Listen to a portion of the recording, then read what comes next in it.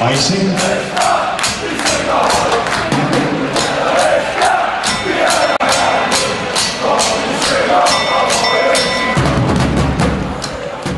Yes, det handler om i aften.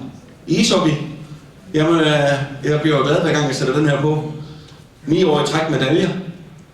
Vi har lykkes, og det ved I alt om, med mesterskaber og pokaltitler.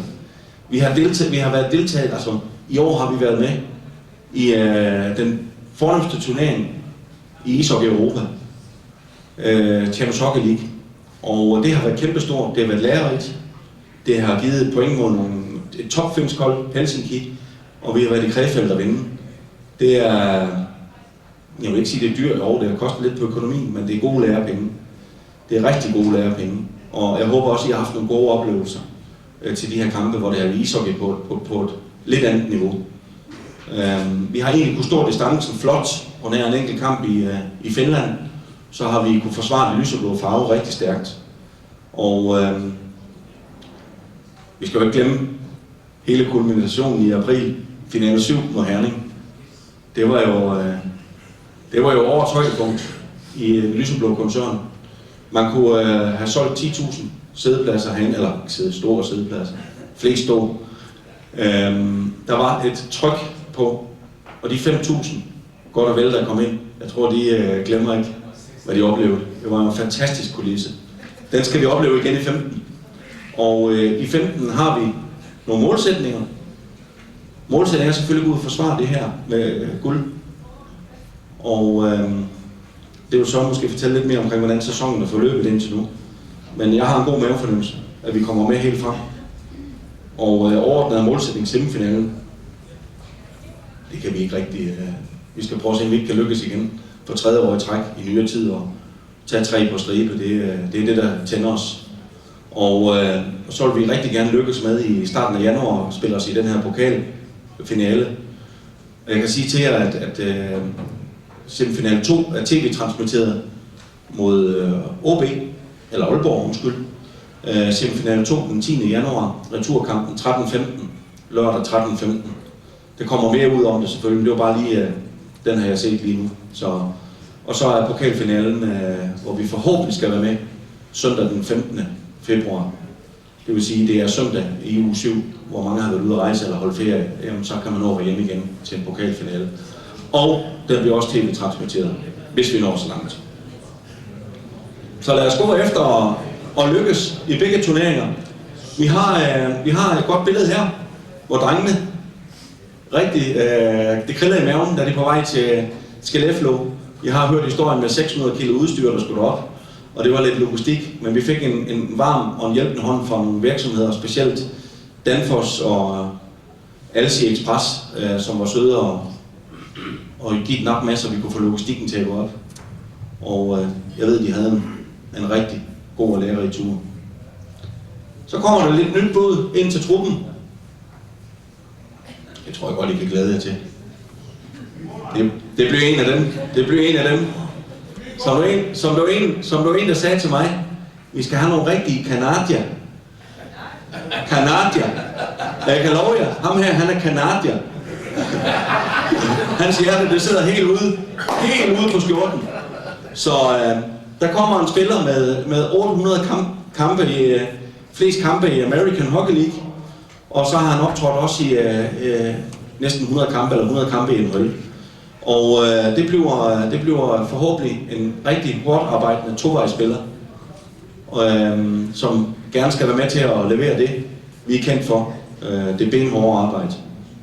Og Søren skal måske nok fortælle lidt mere om ham, men jeg vil godt lide, det ligger mig meget på sinde, fordi at når man så har lavet et godt regnskab, og vi er lidt glade over det alle sammen, at vi lykkes, jamen så kan jeg høre nogen, der bliver frustreret over, vi har været lidt ude med raslebøssen og samlet ind til hvad det hedder, Warren Peters, til den her forstærkning. Og jeg ved godt, det ikke er jer, men jeg vil håbe, I vil tage det videre med ud til sidemanden. At vi er jo i gang med et nyt budget nu. Vi har besluttet os for, at vi kunne se, at vi kom i Champions Hockey League, at det skulle I være en del af den fest. Jer, der bakker op, skulle ind. Vi vil ikke stå ved kasse 1 og tage entré for sponsorer og fans og sæsonkortholdere osv. Så der kunne vi godt kigge ind i en omkostning. Og det er klart, det har kostet os penge at være med der. Ingen tvivl om det. Vi har også gået rigtig hårdt efter at forlænge nogle af yndlingene fra sidste år. Kørk, Asselin, Gotto, Spelling. Og da så Bøtger bød sig, jamen, så var vi også klar. Så det har selvfølgelig også været med til at ikke presse budgettet, men være med til at udfordre budgettet økonomisk. Og så har vi selv været ude at hente en defensiv forstærkning i Ribbenstrand. Vi har måttet skifte på målmandsposten. Det har også kostet lidt. Og så har vi set nogle af de andre klubber, vil jeg kalde et våbenoprustning. Vi ikke har set magen til i mange år. Vi har set en Frederikshavn, som har været ude i den grad at bruge sparestillinger på materialet. Og jeg synes også, der er nogle andre, vi kan nævne. Esbjerg, Herning osv. Odense. Så det er virkelig skærpet konkurrence. Så når vi får muligheden for at forstærke truppen, så går vi ud og tager en åben snak med jer. I har bakket op. I var det første, der var med. Super, tak for det.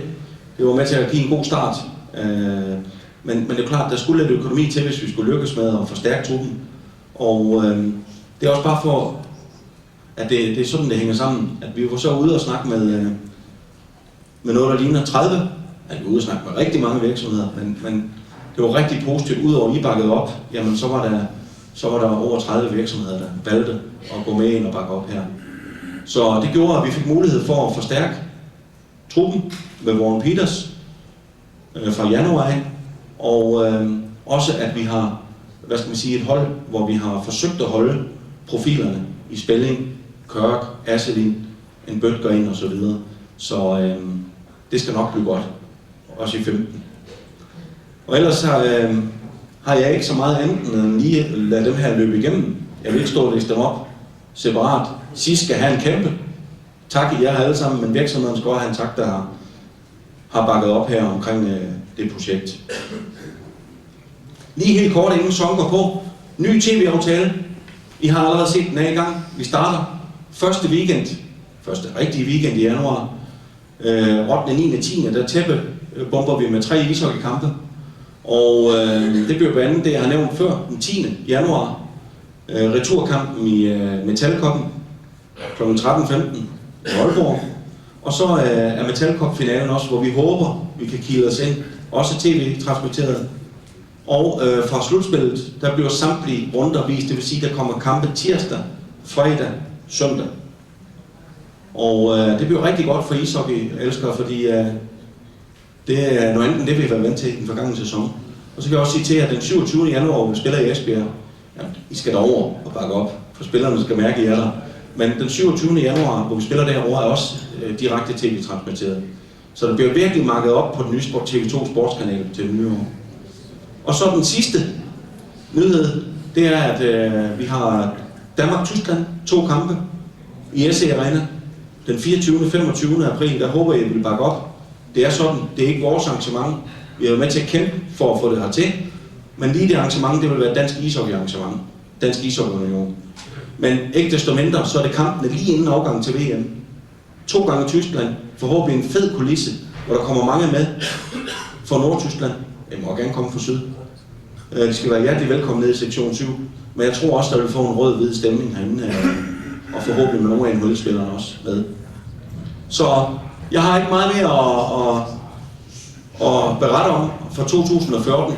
For mig skal der lyde en stor tak til alle for den kanonopbakning, I viser Sønderjyske. Og som jeg sagde for lidt siden, lad os stå sammen om projektet. Det er så godt, at hvis vi står sammen, så lykkes vi også. Så jeg vil ønske jer et rigtig godt nytår. Tak for opbakning og godt 2015.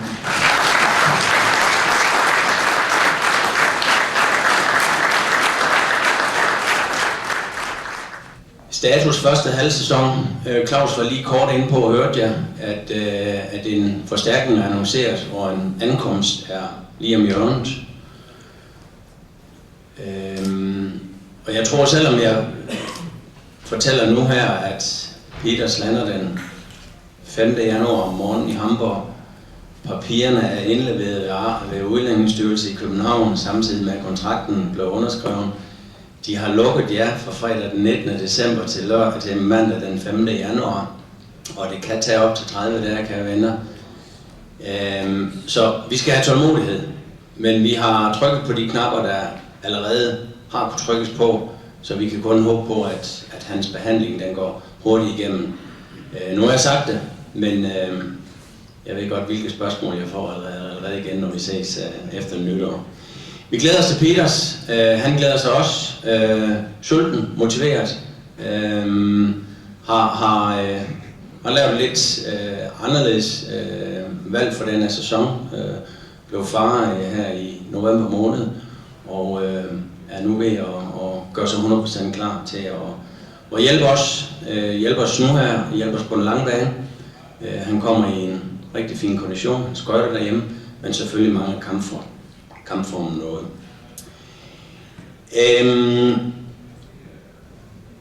Hvis vi så bare lige kigger lidt på det, der er passeret, selvom det aldrig er så meget med at bruge så meget tid på det, fordi vi kan ikke ændre en skid på det.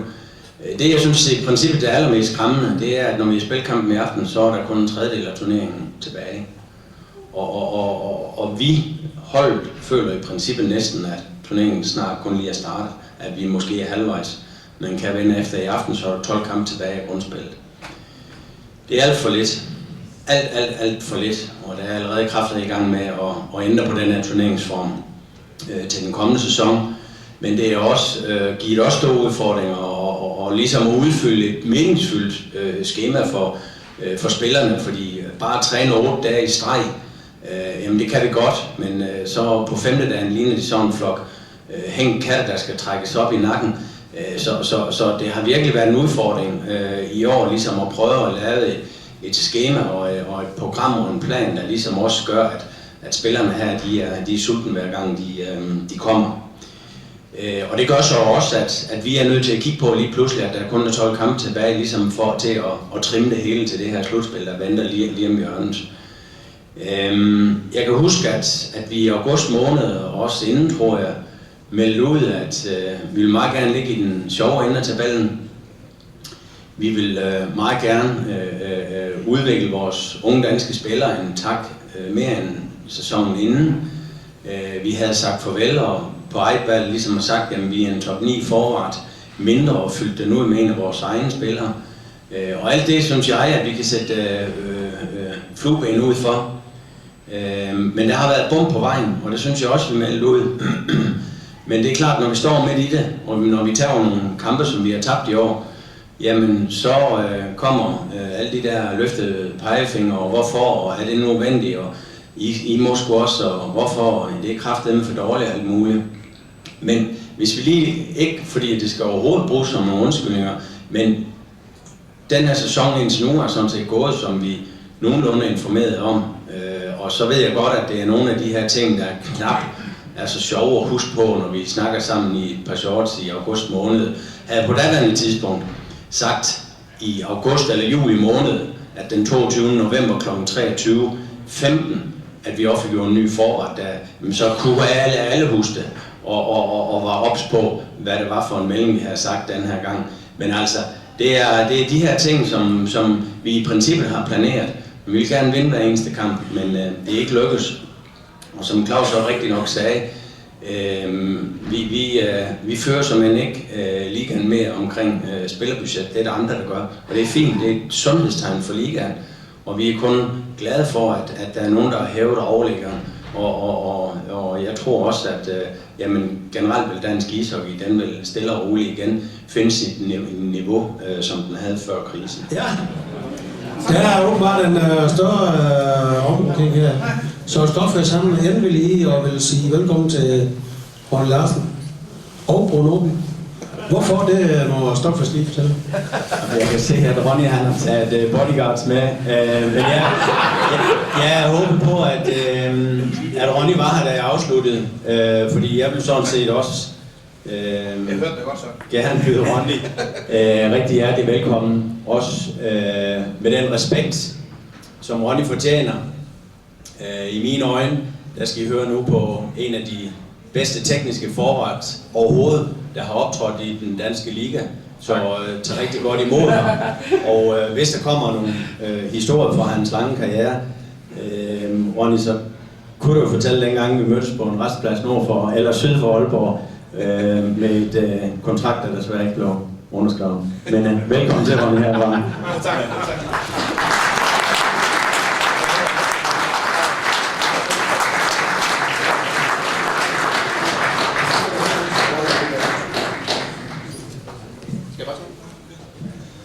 Tak skal I have for en fin velkomst her i Sønderjyske. Det er sjældent, at man blevet taget imod med klapsalve hernede.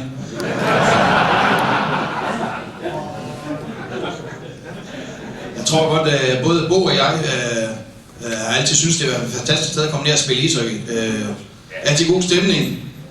Lige meget med, at I har været mor, det har altid været fantastisk at komme her. Og det kan I godt være stolte af, fordi at, jeg ved, hvad I selv kalder jer Danmarks bedste publikum, og jeg tror også godt, at vi vil bakke op om.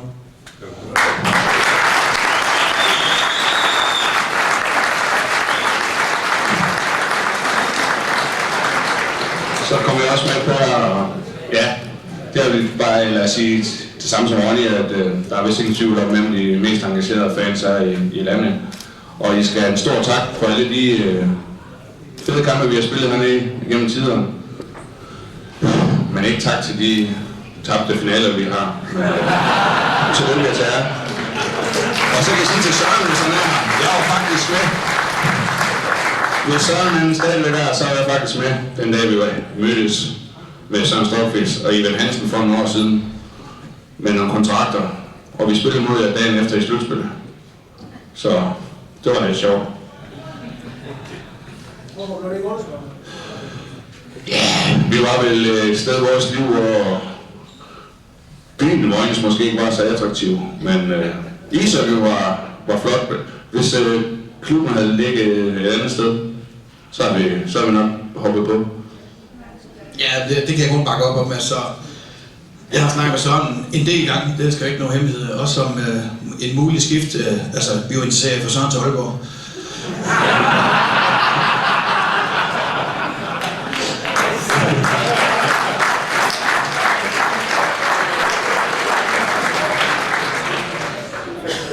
Men I beholdt Søren hernede, og så blev jeg så enig med mig selv om i den sidste ende mange gange. På den tidspunkt, der vi snakkede med Søren, der var jeg lige for børn, og var det tiden, og så rykke ud igen. Jeg havde været i Sverige en del tid, og jeg prøvede også at spille for de blå og gule. Nej, jeg blev hjemvalgt, og ja, se det bakspejl, så skulle jeg godt nok vundet et par mesterskaber mere, så måske skulle jeg tage herned. Men det korte og lange, det er, nu står vi her, og vi er jo Aalborg-drenge begge to, heldigvis, der kan vi sige sådan. Men som Bo og jeg har startet med at sige, at vi altid er glade for at komme herned og spille, selvom selvfølgelig har I et bo, som I skal, og det skal man gøre, synes jeg, som hjemmepublikum. Så skal man efter modstanderen, og det hører sig til, og det er kun federe for modstanderen i hvert fald at komme herned. Men stadigvæk, lige nu, som det ser ud i Aalborg, hvis vi skal vende tilbage til det sportslige, vi er i en opbygningsproces, og vi er ikke nået så langt som I nu hernede endnu, kan man nok se, hvis vi så kigger på tabellen. Men vi tror på os selv, at vi har en plan, der hedder 2018. Der skal vi gerne have 80% af spillerne, det kommer fra Aalborg på holdet.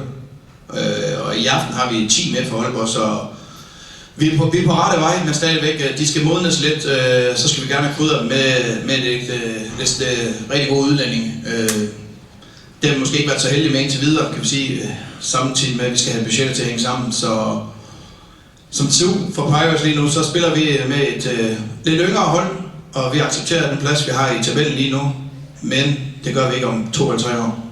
Der skal vi gerne op og gerne foran jer, og de andre hold, der kommer.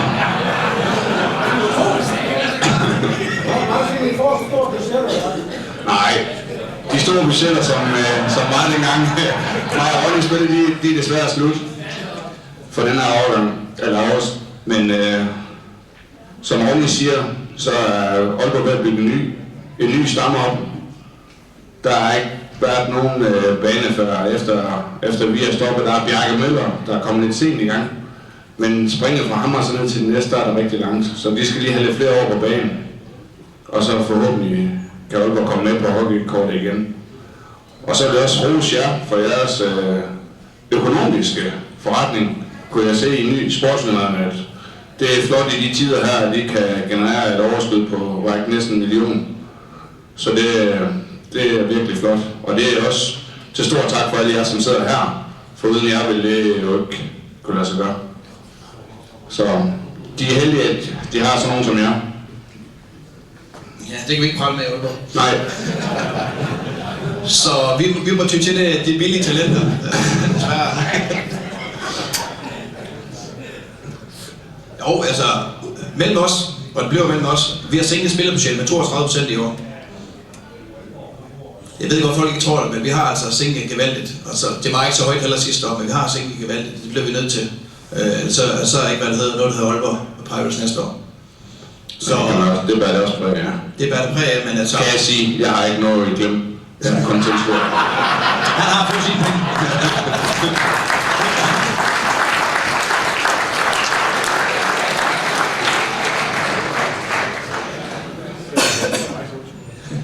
Men vi regnede faktisk med, at vi skulle bombarderes med spørgsmål. Så har I ikke nogen... Hvis vi nu udstyrer med den her, så får han den der. Og jeg er rigtig flot heldig at få den også. Så... Nå, vi skal have nogle spørgsmål, jo. Det er godt. Og jeg rækker bare lige en hånd i vejret, og så kommer jeg lige flux flyven med den her. Jeg tror egentlig godt, at jeg vil starte. Der er noget med noget dameundertøj. Ja. Er der noget, du selv kan forklare noget om, hvordan er det egentlig startet? For så gammel tror jeg ikke, er det noget, vi skal have lov at se, eller? Det er ikke på i dag. Jeg har ingenting på, faktisk. Nej. Jeg har han aldrig nok på i byen. Jeg ved ikke selv, hvor den stammer fra. Den kommer her fra i hvert fald. Men der må være nogen, der ved, så de må da gerne bøvle op med.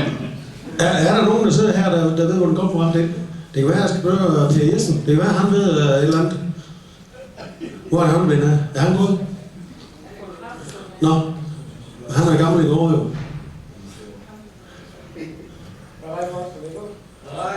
Nå. Ved du det?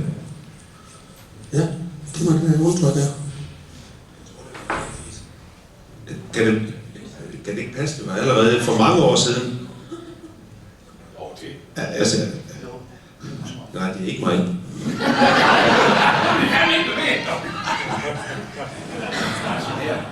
Nå. Det kan ikke være genert. Nej, det er lige pludselig, så er de gået kold her. I plejer ikke være så mundlam hernede. Nej, jeg kan de bedste i flok. Ja. I er rigtig HR. Det siger politimanden.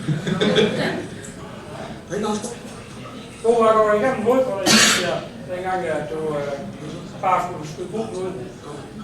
Ja, det var så rigtig træls i slagsen. Jeg får lige herfra. Gentage de spørgsmål. Ja, jeg får lige herfra, hvad der gik igennem hovedet på mig, da jeg smed mesterskabet væk i Esbjerg. Sådan. Var ikke sådan? Ja. Det gjorde han. Ja. Jeg forsøgte at... Altså, pukken var over på vores højre band, og jeg var lefter, da jeg spillede, så det var med min baghånd. Og jeg havde 2 Esbjerg-spillere imellem mig, så vidt jeg kan huske. Så i stedet for at forsøge at så skyde pukken ud, som nok ville blive stoppet af bakken, så forsøgte jeg at blokere den over banden, sådan låsen. Og så fik de prikket fri gennem de skøjter, og så... Ja, Så er resten af historien. så kender I... I har nok set den flere gange, jeg har i hvert fald, for jeg har ikke selv set den. Så det var med blødende hjerte og en del alkohol, at den skulle bearbejdes. Det er noget med, at historien fortæller noget om, at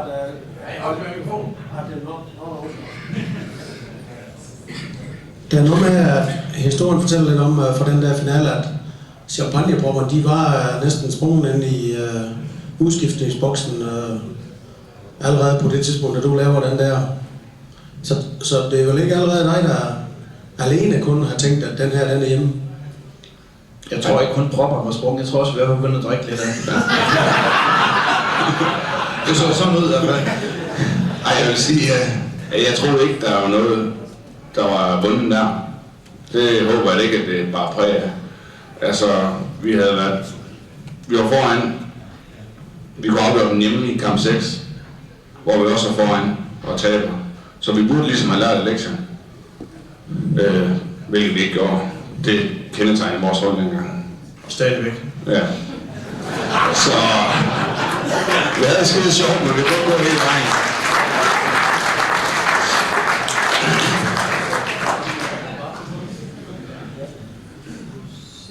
Men lige vende tilbage til de finaler der. Vi spillede jo 4 i træk på det tidspunkt der, og ja, som I nok har hørt, vi vandt ikke nogen af dem.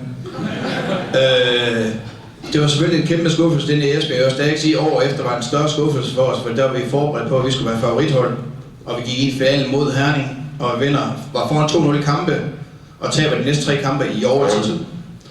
Det var en lidt større skuffelse, hvis man ser tilbage på, for vi var blandt favoritterne det år. Det første år, vi spillede os i finalen, var ingen, der regnede med os overhovedet. Inklusiv os selv selvfølgelig. Vi troede ikke rigtig på heller, før slutspillet startede, hvor vi lige pludselig begyndte at, vi vandt også her, vi slog Herning ud. Hvor Herning var umuligt at slå, føler alle hold jo. Så skuffelsen var faktisk større, hvis man ser tilbage på år 2. Altså selvfølgelig lige den dag nede i Esbjerg, vejen hjem til Aalborg var rigtig lang, og tiden efter. Men hvis man ser sådan lidt tilbage på det hele nu, sådan 15 år efter, efterhånden 10, 12, 14 år efter, så synes jeg stadig, at det år efter, hvor vi taber til Herning, synes jeg faktisk var lidt svært at sluge, i og med, at der var vi altså gear til, at vi skulle vinde. Så kom år efter igen, tror jeg faktisk, og så var det jer, der slog os. Det var næsten endnu værre.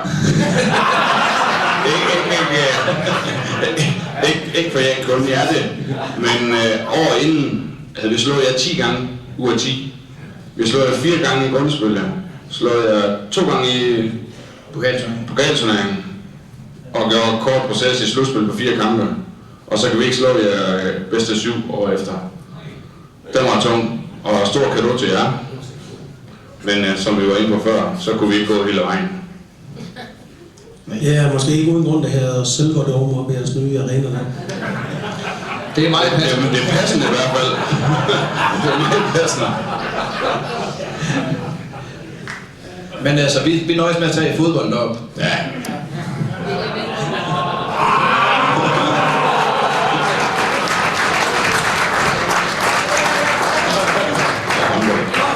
Ja, håndbold for den sags skyld også, hvis jeg har flere. Men er der ikke nogen, der tør at... Jo, jeg har det. Ja. Rønne, du stod din karriere her for et par år siden. Hvordan var det at slutte den af, lige når du var nede i Sønderjysk, i SC Arena? Ja, det sluttede ikke hernede. Vi spillede i Aalborg, hvor I vandt guldet. Det var min sidste kamp. Den nu stoppede? Ja, min aller sidste isekamp, det var i Aalborg Skottel, hvor I spillede mod Sønderjysk i hvert fald. Ja. Det var min sidste kamp, det var hernede. Var det den sidste her? Ja. Den tabte du vel også? Jeg tror, jeg tabte. Ja, jeg kan ikke huske kampen. Det var ikke planlagt stop. Jeg var jo stoppet et år forinden på grund af politiet. Jeg var i København, og jeg var ikke interesseret i at spille i de sjællandske klubber, selvfølgelig. Så der stoppede jeg, og så savnede jeg sgu hockeyen, og de savnede mig, og jeg lavede en ny kontrakt. Så smadrede jeg knæ faktisk i en allerførste træningskamp. Og så forsøgte jeg at humpe mig igennem sæsonen, og så spillede jeg hernede i, jeg tror det var december måned. Og jeg kunne ikke gå eller komme ud af sengen om morgenen. Jeg er den gamle skole, jeg er ikke ligesom de hockeyspillere, der er derovre nu, der ikke spiller, fordi de har blå mærke eller...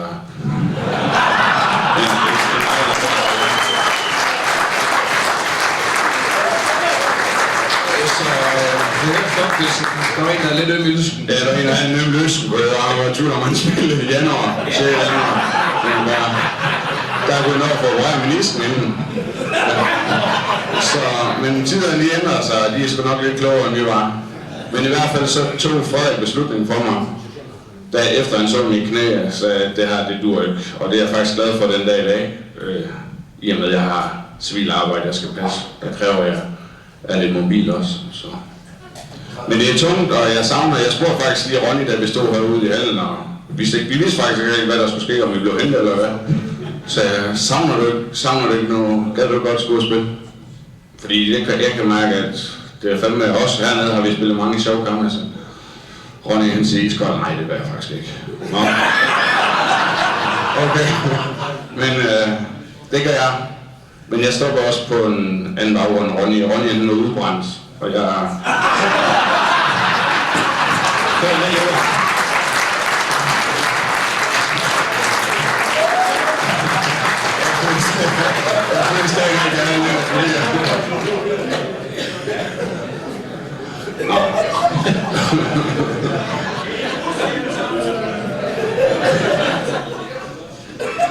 Nej, med en hat dernede. Mange. Yes.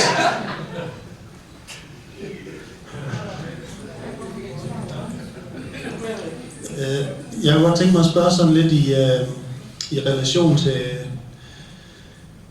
til ishockey Danmarks fremtid, sådan omkring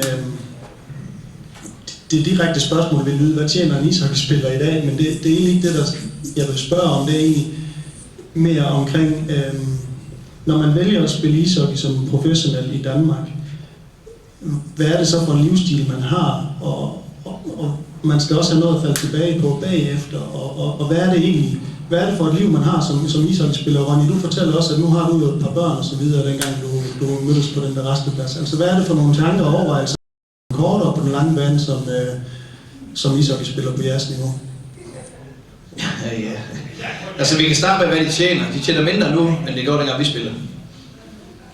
Der er sket et drastisk fald i spillerlønninger, og det tror jeg også kan siges hernede. Jeg har hørt, og uden jeg ved 100%, da vi var på toppen i Aalborg, der havde vi et spillerbudget på 11-12 millioner. Og det jeg fortæller, det er i hvert fald 100% under det nu. Det er ikke meget galt. Vi er 70-80%, 90% under det nu, så spillerlønninger, det er i hvert fald ikke det, man skal tænke over mere. Samtidig med, at vores generation havde kun chancen, kan man sige, i gåseøjne, kun chancen for at komme til Sverige.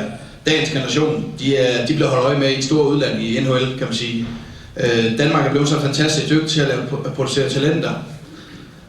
I strid strømme faktisk, vil jeg sige, i forhold til, hvor mange spillere vi er, hvor langt vi når ud. Det vælter ind over for danskerne. Derfor de drenge, der kommer nu om dagen, de har en anden gulerod at se frem til. En realistisk gulerod. En realistisk, hvor i vores verden dengang, det var bare at få så mange penge ud herhjemme i Danmark selvfølgelig, fordi vi kom aldrig længere.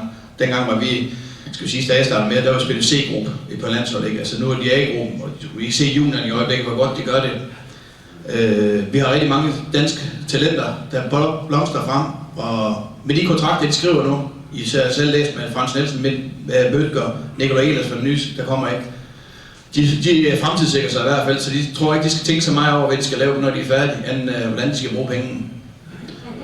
Vores generation, det var en helt anden bog af politimanden, som I nok kan forstå på. Det har været hårdt også for ham jo, fordi han har skulle med 3 børn studere i København, skal jeg lige sige. Han fløj altså på Aalborg hver morgen kl. 5:30. Ja. Hjem, og så træne, og så hjem til familien ved 8-tiden om aftenen. Det får du ikke en 18, 20, 25-årige dreng til at gøre nu om dagen, det kan jeg fortælle jer. Det er de curlingbørn, vi har nu om dagen, de vil simpelthen ikke det her. De vil have det helt serveret, men de har en stor gulerod at gå efter.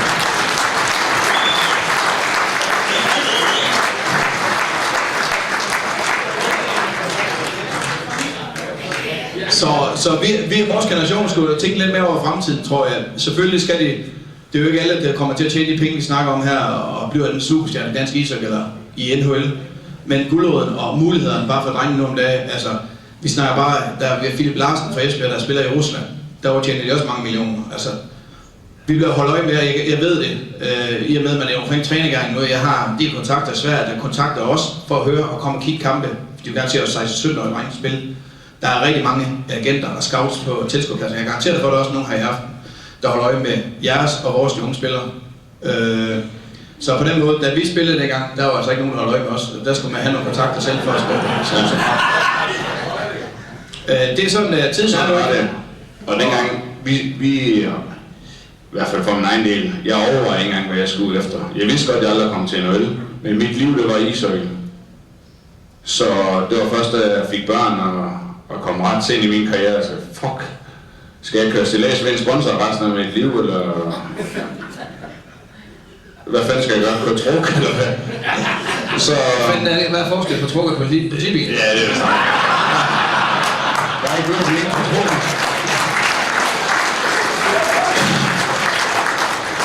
så det var ikke... hvad der går igennem hovedet, det var for at relatere til, hvad der går igennem hovedet. Dengang, der burde man nok have en, der sagde, lidt tidligere i forløbet, der kommer et liv efter ishockey, du kan smadre dine ben, du kan gøre et eller andet. Og det er ikke sådan, at vi som Frans eller et eller andet, at vi har 70 millioner på bogen til ligesom at finde ud af, hvad vi vil med dem bagefter. Der er budgetservice og bankdamen i rør dagen efter kontrakten ender på et stykke, ikke? Så... Lige før vi vender tilbage også. Jeg ved oppe i Aalborg på universitetet, og der er der noget, der hedder en linje, i hvert fald, hvor de hjælper og guider de unge til at tage en uddannelse sammen. Jeg tror også, det er hele Danmark, det er Team Danmark, der er inde over, for at virkelig guide dem, der kommer liv bagefter. Og det kan vi jo gamle ringe, var jo her og fortælle dem lidt om også selvfølgelig. Jeg har lige et spørgsmål her. Ja, det er til Ronny. Nu har jeg fulgt din karriere som hotelhold i mange år, og beundret dig som en super god teknisk ishockeyspiller. Nu kan jeg godt tænke mig at høre lidt om, hvad fik dig til at vælge Sverige frem for Danmark? Var det sportslige ambitioner, eller var det økonomi? Ja, det var sportslige ambitioner. Det kan jeg godt sige dig. Jeg havde en lille drøm, at jeg skulle gå og spille deroppe, og da jeg fik muligheden for det, så tog jeg chancen og tog derop. Jeg gjorde det måske for sent. Jeg havde en chance, da jeg var 16 år også, men der var jeg slet ikke moden nok til at komme hjem fra mor og far. Og det kan jeg så den dag fortryde måske, men skete, og jeg har haft en god karriere, synes jeg selv, og jeg har været glad for alt det, jeg har gjort. Man har lavet nogle fejltagelser, ja, men man fanden gør ikke det i livet. Men altså, når jeg ser tilbage på det, så har jeg nok gjort mange gange tingene det samme igen alligevel. Så det var i hvert fald ikke økonomien, der tog til Sverige for. Der var meget større her i Sønderjysk på det tidspunkt.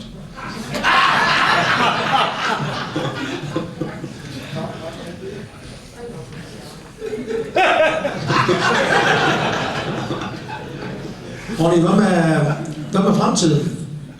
Nu er du assistent. Jeg spiller ikke mere. De har vel en oldtimer holdt op, har de ikke? Ja, men jeg er så uheldig, at jeg kørte galt for at være snart 1,5 år siden, så min fod kan ikke spille ishockey mere rigtig. Den er træt af liv, kan du sige sådan. Så jeg skal opereres igen her om en måneds tid. Jeg var også opereret sidste år, hvis I kan huske det, jeg var nede i en kamp. Hvor jeg ville rundt over buksen med krykker.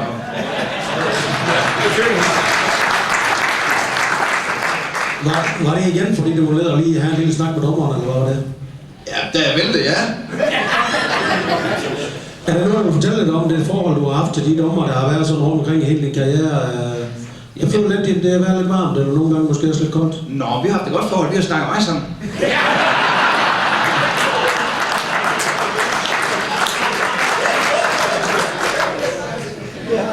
Nej, altså, hvad skal man sige, ikke? Altså, mit temperament, det løber sgu også af mig, jeg har sgu ikke altid været rigtig på det heller, men det var lidt det der, man spiller måske mange gange bedre, når man lige tæt lidt over på sig selv, og måske det var dommerens skyld, det ikke lige gik for en selv mange gange, men jeg kan sige sådan her, de er ikke blevet bedre, siden det stoppede.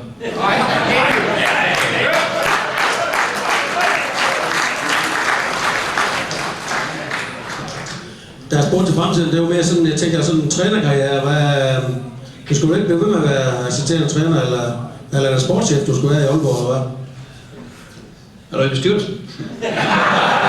Nej. Jeg prøver, jeg ved ikke, hvad fremtiden bringer. Altså, jeg er med omkring det ishockey her, og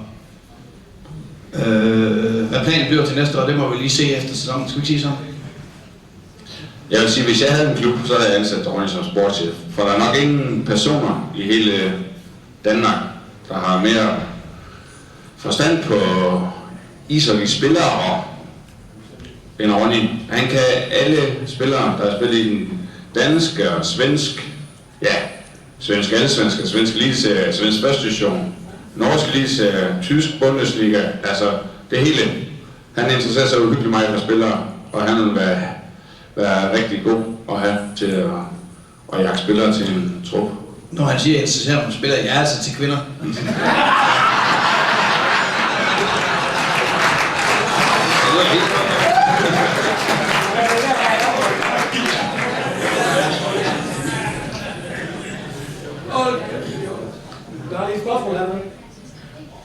Jamen, så lige et spørgsmål her på falderebet. Hvad med de største oplevelser? Måske lidt også, hvem er de bedste i at spille sammen med, og bedste i at spille imod? Oplevelser, hvis vi tager på landsholdet, så er jeg jo ingen tvivl om, at AGM i Finland 2003, der slår USA. Det tror jeg godt, at tale for Bor mig. Det er det største oplevelse, man har været prøvet med landsholdet. Og, altså, den følelse der efter en kamp deroppe, det var faktisk rimelig sjovt.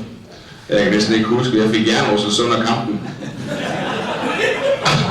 Og Ronny han forsøgte, og så sladrede til lægen om, at jeg var helt fraværende. Der måtte jeg tro Ronny og sige, du siger kraftigt med ingenting. Og inden de cyklede rundt i hovedet på mig, anede ikke, hvem jeg skiftede med eller noget. Men det var bare, altså den kamp der, den vendte vi bare fuldfør. Så det er helt klart det største. Ja, det var den største oplevelse for os, tror jeg. Og det et eller andet sted, det var det rigtige skridt for dansk ishockey dengang. Det var det største, og jeg ved godt, der kom mange sidenhen, men på det baggrund, vi var, det hold, vi havde, kan man sige, at der havde vi jo ikke nogen over there, som det hedder, med på holdet. Så det var de få spillere, der var i Sverige, så resten kom her fra den danske liga. Der var jeg tror jeg, var 15 eller 17 fra den danske liga på holdet. Så det var en kæmpe præcision første dag, og så slå USA. Jeg ved godt, de drenge, der spiller nu, de har lavet nogle store præstationer også, men jeg synes, det er ikke den største at lave. Som Ronny sagde, så overlevede vi dengang alle de år i A-gruppen, og vi rykkede op over ind i B-gruppen, også med et skodhold. Der var ikke engang Dus og Jens Nielsen der, faktisk. Og det var kun danske profiler. Der overlevede vi på ren og skær sammenhold. Vi var simpelthen på landshold i gamle dage, hvor vi var de bedste venner. Og vi glæder os til, at vi skulle mødes, for så skulle vi have en masse bajer og have et sjov. Og til jer fans, der har været med rundt omkring i gang, jeg har nok set os på de lidt. Men det var en del af forberedelsen til kampen 2 dage efter.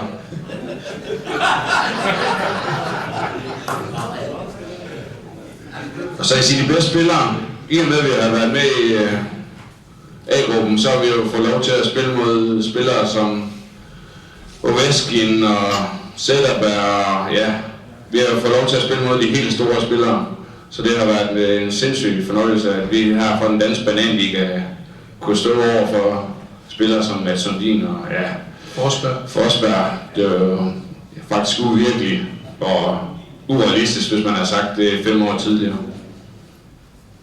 Men de bedste, jeg har spillet med, nu har jeg stået og tænkt lidt over, at det er sgu nok Todd Bjørkstrand, det må jeg nok sige. Altså, ikke at sige, at han er den bedste ishockeyspiller, jeg er sammen med, men det er vindergen, og det tror jeg også, at I ved hernede. Det er vindergen, der sidder den mand der. Det er exceptionelt, det kan jeg fortælle jer. At være sammen med ham som spiller, hver dag til træning, der kommer han for at vinde træning. Lige meget hvad øvelse man kørt med ham, jeg skal vinde. Jeg er kun for at vinde. Alt andet, det er fuldstændig ligegyldigt for ham, og det tror jeg også, han har overført som træner. Og overført til Herning Ishockeyklub generelt deroppe. Det må jeg nok sige, at Todd har været...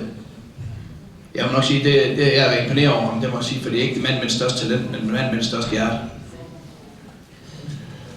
Og for det er sådan.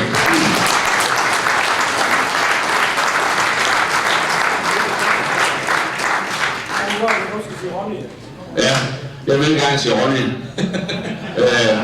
Er ren og skær venskab? Nej, jeg må supplere Ronny med Todd.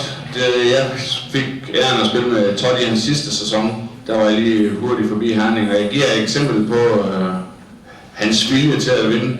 Det var, at vi skulle træne den 1. januar. Jeg kom med taxa fra Nordjylland.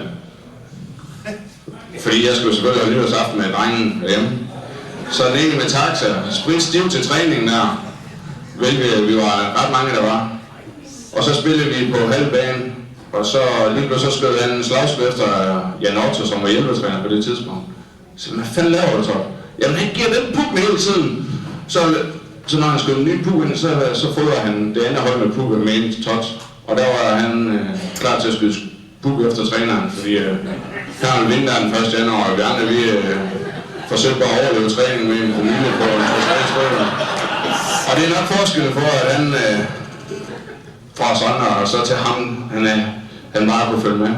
Men det største talent, det må jeg sige, det er nok Robert Borkowski, som vi også stifter bekendtskab med, når vi er hernede. Det er en gudsgave af en hockeyspiller. Hvis han har haft Todds vilje, så har han domineret i noget. Kommer lige et sidste spørgsmål her. Ikke så meget spørgsmål. Jeg vil ønske dig tillykke med fødselsdagen i morgen.